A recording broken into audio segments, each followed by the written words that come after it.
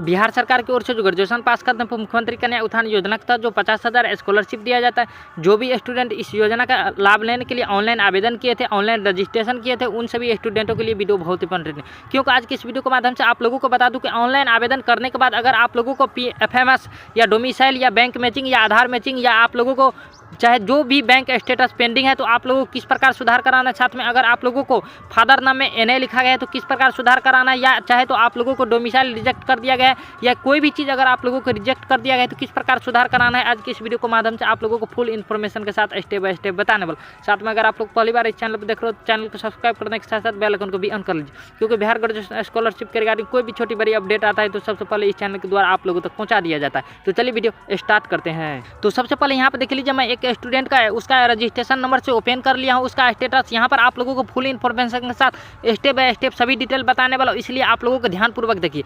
यहाँ पे देख लीजिए इसका जो PFMS स्टेटस इसका पेंडिंग है, उसके बाद इसका देख लीजिए डोमिसाइल भी पेंडिंग है, उसके बाद देख लीजिए इसका बैंक वेरिफिकेशन जो है आप लोगों को वेरीफाइड, उसके बाद देख लीजिए आधार मैचिंग वेरीफाइड, उसके बाद देख लीजिए bank account name matching verified है यानी पेंडिंग है, उसके बाद देख लीजिए डोमिसाइल पेंडिंग है और पेमेंट स्टेटस में कुछ नहीं है। तो आप लोगों को इसको किस प्रकार सुधार कराना है, क्या एजुकेशन डिपार्टमेंट जाना पड़ेगा, क्या आपको ब्लॉक जाना पड़ेगा, अगर डोमिसाइल पेंडिंग है तो फुल इन्फॉर्मेशन के साथ स्टेप बाय स्टेप बता रहा हूँ, इसलिए आप लोग ध्यानपूर्वक देखिए जिससे कि आप लोगों को सभी इन्फॉर्मेशन मिल सके। तो सबसे पहले मैं आप लोगों को बता दूं कि किसी भी स्टूडेंट का अगर PFMS स्टेटस पेंडिंग है तो आप लोगों को इंतजार करना है।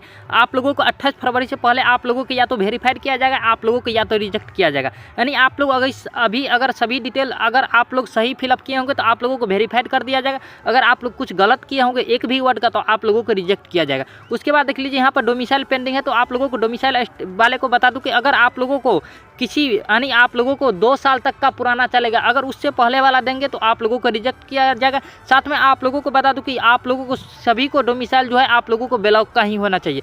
अगर आप लोगों को डोमिसाइल के कारण रिजेक्ट किया जाता है तो आप लोगों को फिर से सुधार करने का मौका दिया जाएगा। चाहे कोई भी चीज़ के कारण अगर आप लोगों को रिजेक्ट करने का कर दिया जाता है तो आप लोगों को 28 फरवरी के बाद इसको सुधार करने का मौका दिया जाएगा, इसलिए आप लोगों को घबराने की जरूरत नहीं। अगर आप लोगों को पेंडिंग है तो पेंडिंग वालों को आप लोगों को कहीं नहीं जाना है, आप लोगों को एजुकेशन डिपार्टमेंट में जाने पर भी आप लोगों को वहाँ पर कोई चीज़ सुनवाई नहीं किया जाएगा, क्योंकि ऑटोमेटिक जो है मेडासॉफ्ट वेबसाइट के द्वारा आप लोगों को सभी चीज़ वेरीफाइड किया जाता है। अगर आप लोगों को जो भी आधार कार्ड में डिटेल है उसी से मैच किया जाता है, साथ में आप लोगों को जो भी ग्रेजुएशन का मार्कशीट पर आप लोगों को नाम है उसी के द्वारा मैच किया जाता है। तो साथ में आप लोगों को बता दूं कि किसी स्टूडेंट का डोमिसाइल पेंडिंग है और उसका आधार कार्ड वेरीफाइड है तो क्या करना है। यानी आप लोगों को बता दूं कि अगर आप लोगों को आधार कार्ड वेरीफाई कर दिया गया है और आप लोगों को डोमिसाइल पेंडिंग है तो हो सकता है कि आप लोगों को आधार कार्ड पर एड्रेस और डोमिसाइल यानी आवासीय रेसिडेंट सर्टिफिकेट पर आप लोगों को अंतर होगा, इसलिए आप लोगों को पेंडिंग में डाल दिया गया। अगर आप लोगों को वेरीफाइड सही डिटेल सभी डिटेल जो है आप लोगों को सही है, उसके बाद भी अगर आप लोगों को पेंडिंग देखने को मिला है तो आप लोगों को इंतजार करना है। 28 फरवरी से पहले आप लोगों को सभी को वेरीफाइड कर दिया जाएगा। अगर कोई प्रॉब्लम होगा एक भी वर्ड का तो आप लोगों को फॉर्म रिजेक्ट किया जाएगा, क्योंकि आप लोगों को जो है बैंक अकाउंट में DBT के माध्यम से आप लोगों को बैंक अकाउंट में रुपया ट्रांसफर किया जाएगा। उससे पहले आप लोगों को ग्रेजुएशन का जो भी मार्कशीट पर आप लोगों को डिटेल है वो पहले ही मेडासॉफ्ट का ऑफिशियल वेबसाइट पर मैच करा दिया गया है, इसलिए आप लोगों को जो भी ग्रेजुएशन का मार्कशीट पर है नाम वही आप लोगों को आधार कार्ड पर भी होना चाहिए, वही आप लोगों को डोमिसाइल सर्टिफिकेट यानी रेसिडेंट सर्टिफिकेट यानी आवासीय प्रमाण पत्र पर भी होना चाहिए। बहुत स्टूडेंट का कमेंट आता है, मेरे पास कॉल भी आता है कि आप लोगों को डोमिसाइल किसी स्टूडेंट का पेंडिंग था, यानी आप लोगों को पेंडिंग था तो वो ब्लॉक में जाकर सुधार करवाया। यानी आप लोगों को बता दूं कि ब्लॉक और आप लोगों को एजुकेशन डिपार्टमेंट काहे न चल जाए बिहार के, वहाँ पर भी आप लोगों को कोई चीज़ सुना नहीं जाएगा, न सुधार किया जाएगा, उसके बस का कोई काम नहीं है।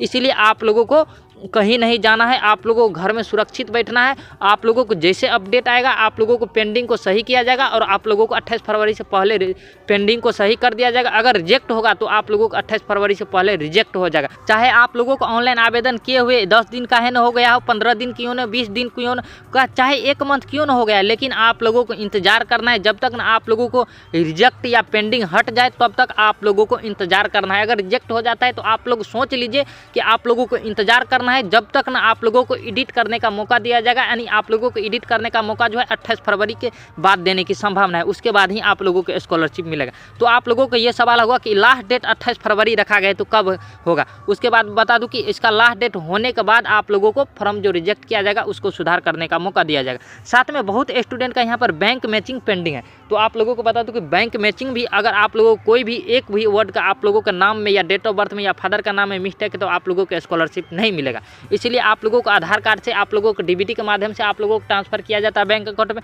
इसलिए आप लोगों को आधार कार्ड पर, बैंक अकाउंट में, साथ में आप लोगों को डोमिसाइल पर सभी चीज़ सेम होना चाहिए। बहुत स्टूडेंट का ये, तो आप लोगों को बता दूं कि ये ऐसा सवाल है कि किसी स्टूडेंट का एक ऐसा सवाल कि मेरा हस्बैंड का नाम है आधार कार्ड पर, साथ में एक आधार कार्ड और है मेरे पास जिस पर मेरा फादर जी का नाम है, तो क्या मैं अपने फादर जी के नाम वाला आधार कार्ड इसमें फिल कर दूं? तो आप लोगों को बता दूं कि आप लोगों का आधार कार्ड जैसे चेंज कराएंगे तो आप लोगों को जो ओरिजिनल डिटेल रहता है वो मैच किया जाता है। आप लोगों से यहाँ पर फोटो स्टेट या आप लोगों से PDF अपलोड करने के लिए नहीं बोला जा रहा है। आप लोगों से सिर्फ आधार नंबर, ID मांगा जा रहा है, जिससे कि आप लोगों को सभी डिटेल मैच कर लिया जाता है UIDA के द्वारा। तो इसीलिए आप लोगों को कोई भी डिटेल अगर आप लोगों को ओरिजिनल में आधार कार्ड पर वही मैच किया जाएगा, तो आप लोगों को इस भ्रम में नहीं पड़ना है।